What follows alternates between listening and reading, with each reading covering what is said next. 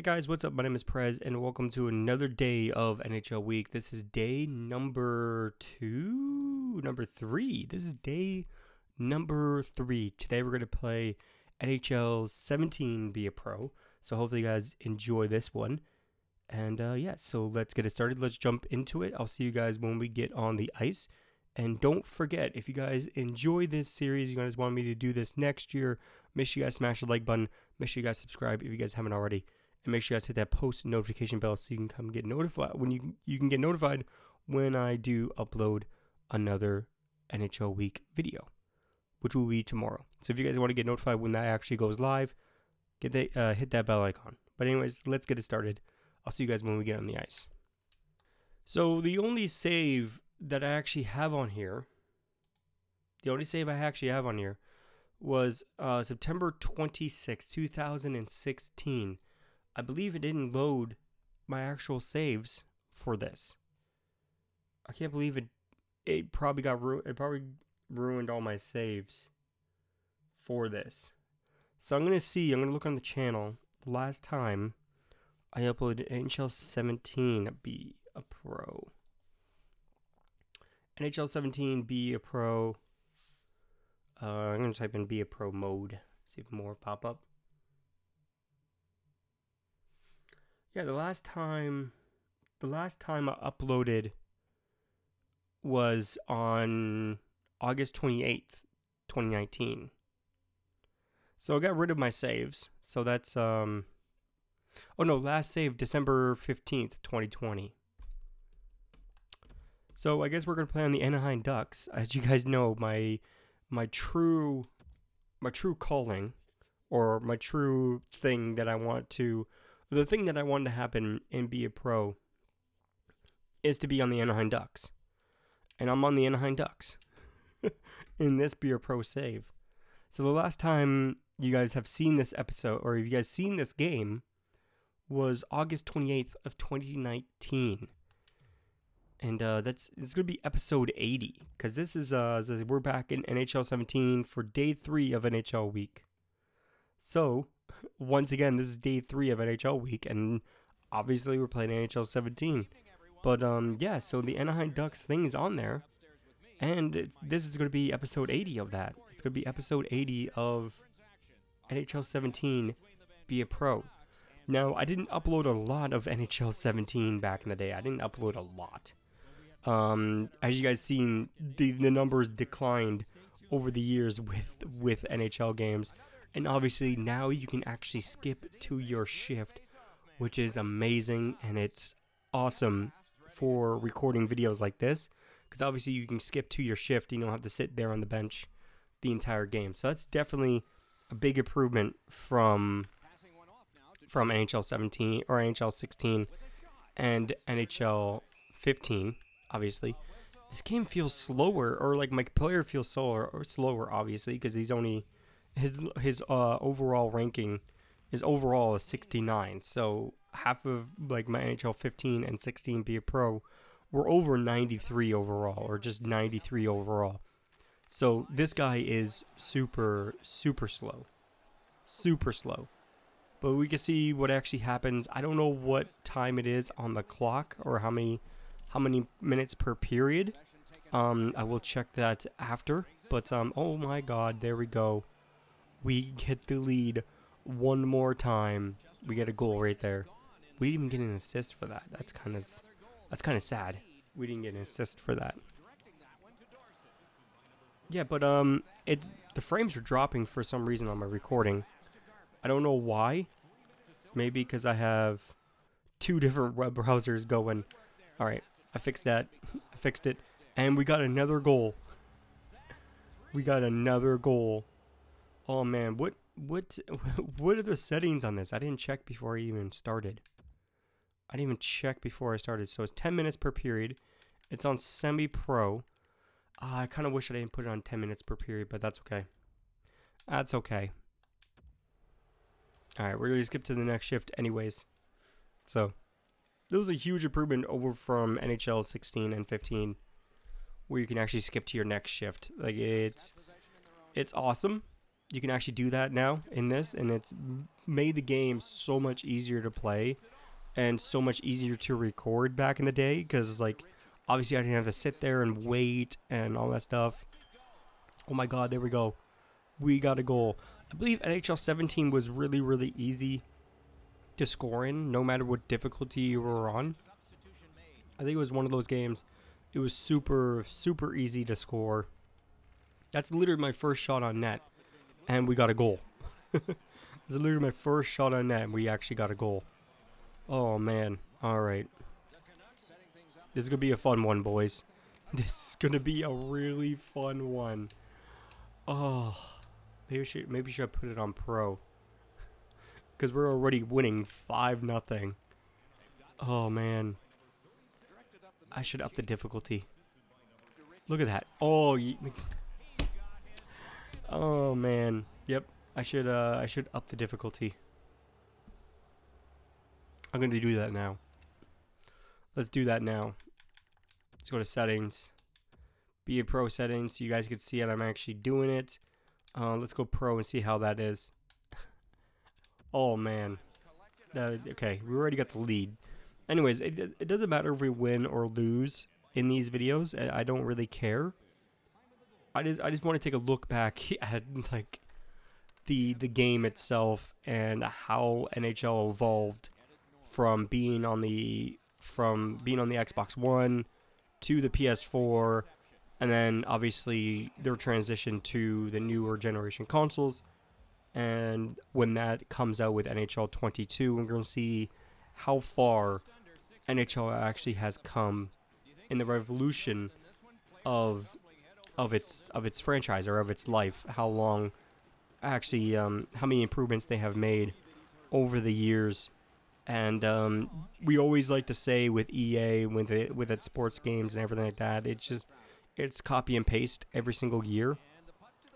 But now we actually get to see if that's actually kind of true, because obviously they made small improvements over the years with these games. Like they made some big changes, but those big changes haven't really made a good impact, because like all the small changes they should have made, they didn't make. So people didn't really notice the big changes. They just noticed the little tiny like imperfections to the game, like they do with like everybody does with every single game that comes out that has has a sequel to it. People look out for the flaws and look out for the imperfections instead of looking at the actual improvements they have made into the game or into the franchise. Like for example, like Halo 1 compared to Halo 3, or Halo 2, or Halo 1 to Halo 2, that was huge. Halo 2 was huge, and then Halo 3 came along and made it even bigger, and then Halo 4 kind of dropped everything off, so did Reach and Halo 5, and we won't talk about those games. But from Halo 1 to Halo 2, huge improvements, obviously, like huge improvements. And then from Halo 2 to Halo 3, it was a huge jump, and a lot of people loved Halo 3, and a lot of people still love Halo 3 to this day. They say it's the best Halo game ever made, and they won't get anything better than that. Like, you won't get anything better than Halo 3. What is that point with hockey? What is that point with the NHL series? Obviously, a lot of people love NHL 14. A lot of people love NHL 09. What is your favorite NHL game out of the entire franchise, or out of the entire series, when it comes down to NHL?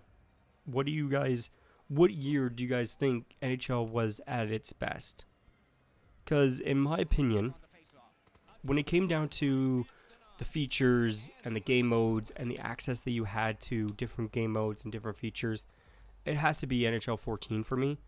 NHL 14 was probably, for me, one of the best NHL games they have made. And obviously, if they had NHL 14 now, like they made NHL 14 with all the things added to it and everything with the console improvements, like if they took NHL 14 and they remastered it, they didn't change anything about the game modes or the game type or the gameplay or anything like that.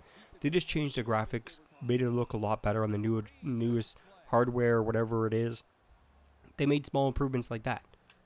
Like just remastered the game, make it look awesome, have the same features and everything, but added like EA SHL to it, like added these online game modes to it, but also made the game exact same as NHL 14. It would probably be one of the best NHL games they have made, in my opinion. Like NHL 14 was the pinnacle for NHL games, and after that they started dropping off a little bit further into, you can see it in the sales, you can see it in just the player count, everything. You can just see it drop off year after year after year after year. And EA does not give a crap about this series or this franchise. They just make it for the money. That's all they do.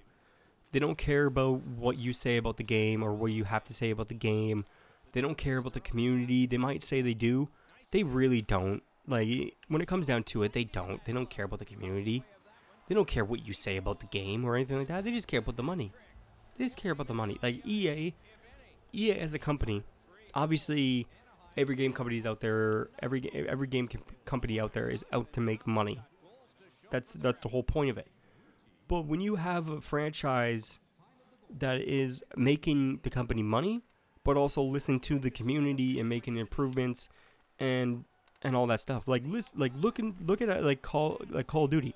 Call of Duty went through a phase with like just space and just jetpacks and jumping and boosting everywhere, and the COD community hated it. And then finally, Sledgehammer Games came along and made Call of Duty World War II. And that put boots back on the ground, that made Call of Duty go back to its roots, and obviously now we're seeing Call of Duty Modern Warfare. Call of Duty Modern Warfare was huge. It was a huge game, especially with Warzone. And then Call of Duty Black Ops Cold War is absolutely huge. People love that game. Obviously there is some bugs with that game, but people love that game in general. NHL hasn't have that. They don't have the capacity or even the money to do half the things that Madden or FIFA does with their games. They don't have the staff. They don't have the money to do it. And it sucks. It sucks. They're really running this series into the ground.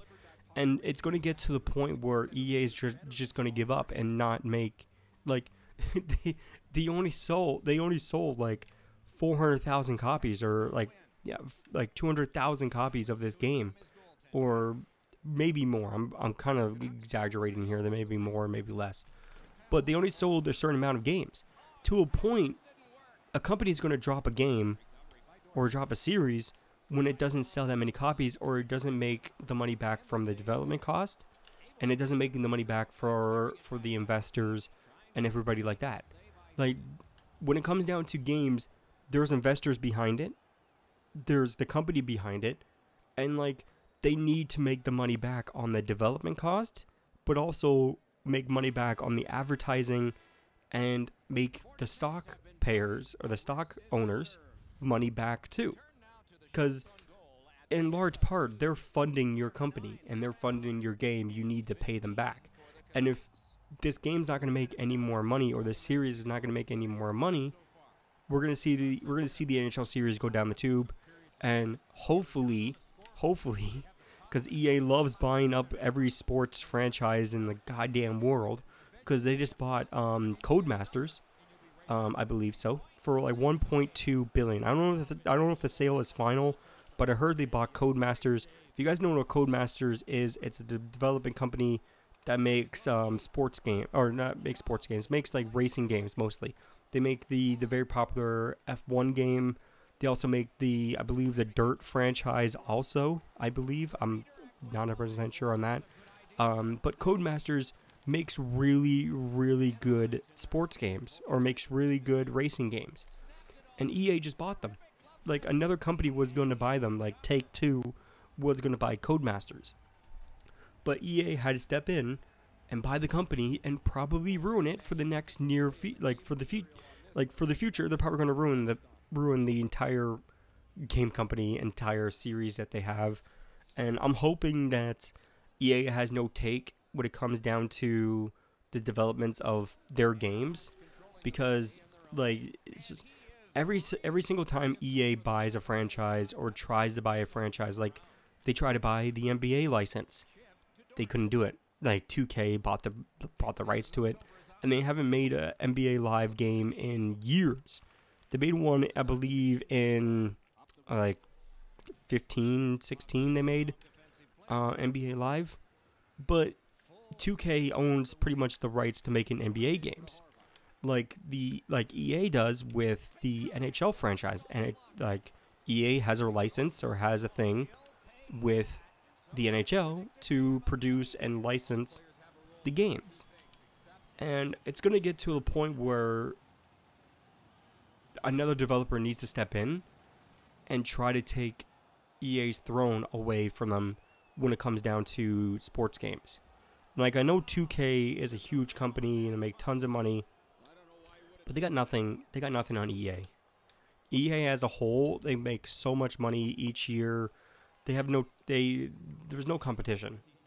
But if like 2K steps in and makes an NHL game better than EA and makes more sales and obviously more money and everything like that, because when it comes down to it, when you play an NBA game, you're not going out and buy EA's game. You're going out and buy 2K's game because 2K makes the best NBA games. Like if 2K made an NHL game, obviously the first year maybe not as good as people hoped or something like that, and they need improvements obviously. But they're new to the franchise. But in a year or so, maybe the next game or the next game after that, then 2K starts making a really, really good NHL games and takes over EA's license for the NHL franchise. And I don't know what this video is all about, but I really want to see this franchise grow with EA, and hopefully EA can actually make it better. But looking at the history of this, it's not looking too good. But hopefully it's a lot better in the future. Hopefully NHL 22 is a lot better with Be a Pro and everything like that. Obviously now we have a taste of what EA can really do with a story mode type of deal and added different challenges. Like we said in multiple videos that I've made about wish lists for the next NHL game, I want to see challenges. I want to see like a storyline. I want to see like interviews and all that stuff. And we see that now. We see that in NHL 21. Hopefully in the future for NHL games, we get to see that in NHL 22, but much improved, and actually have a storyline, have voice actors, and go with the whole spiel and see how it turns out. It may not be good the first year they make it, but it might be good the next year. But this year with NHL 21, it's definitely promising with the challenges and these little interactions we have with our teammates, our coaches, and our agents. These little interactions we have is a good start. Believe me, it's a very good start when it comes down to it. But they definitely need to. I'm trying to hold out a defensive stick, and it's not in this game. That's another thing we kind of take granted for, is like small improvements like that, just adding defensive stick, adding these little things that we're so used to in the next NHL game, or obviously I think they introduced it in the next one, the defensive stick. So, well, we get to find out in the next one, which is tomorrow. Anyways, you guys can tell me what you guys think about the NHL's franchise. Do you think EA should just give up on this and let another developer develop this game instead of EA Sports? Do you guys think that EA should step aside from the NHL franchise and actually let 2K or a different company take over? Do you guys think another company would do better than EA? You guys can let me know in the comments below. But if you guys enjoyed this video, make sure you guys smash the like button. Make sure you guys subscribe if you guys haven't already. Make sure you guys hit that bell icon so you can become notified when I upload a video. If you guys want to follow me, my links will be in the description, my Twitter and my Instagram. If you want to join my Discord, there'll be a link in the description to the Discord as well. But my name is Prez. I'll see you guys next time. Peace out. Always do it on my own, so I gotta get through it. And the only thing I know is to love what I'm doing. Never give up, never slow, till I finally prove it. Never listen to the no's, I just wanna keep moving. Keep my head up when I act, head up, that's a fact. Never looking back, I'ma keep myself on track. Keep my head up.